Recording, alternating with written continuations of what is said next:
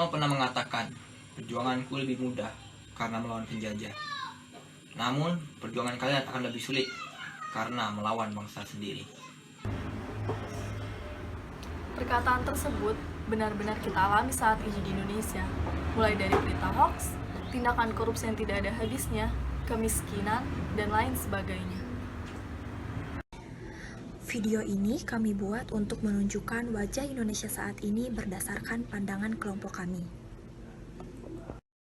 Kecewa dengan kinerja Kabinet Pemerintahan Jokowi dalam sepekan, 2 Menteri Kabinet Indonesia Maju ditetapkan sebagai tersangka atas kasus korupsi. Korupsi, korupsi, dan korupsi. Bahkan saat pandemi COVID-19 yang menyebabkan kelumpuhan ekonomi di Indonesia, saat semua masyarakat bertahan di tengah badai untuk melanjutkan hidup, dana bantuan sosial Rp300.000 untuk meringankan hidup rakyat tak membuat para pelaku korupsi menahan diri untuk memperkaya diri, sangat mencerminkan bobroknya kesadaran para pejabat dan birokrasi di negeri tercinta. Detik ini juga sebagai insan muda, mari cerminkan perilaku anti korupsi, dimanapun, kapanpun, dan sekecil apapun. Beredar informasi di masyarakat soal adanya chip dalam vaksin COVID-19 yang digunakan untuk melacak orang yang menerima vaksin. Soal beredarnya berita tersebut, juru bicara Satgas Penanganan COVID-19, Wiku Adhisa Smito mengatakan informasi itu merupakan berita bohong. Berkembangnya teknologi dan informasi selain memberikan dampak positif juga ternyata memberikan dampak negatif. Salah satunya adalah munculnya berita hoaks. Nah, berita hoaks ini sangat populer saat ini di Indonesia. Mulai dari berita hoaks bahwa terdapatnya chip di dalam vaksin dan lain sebagainya.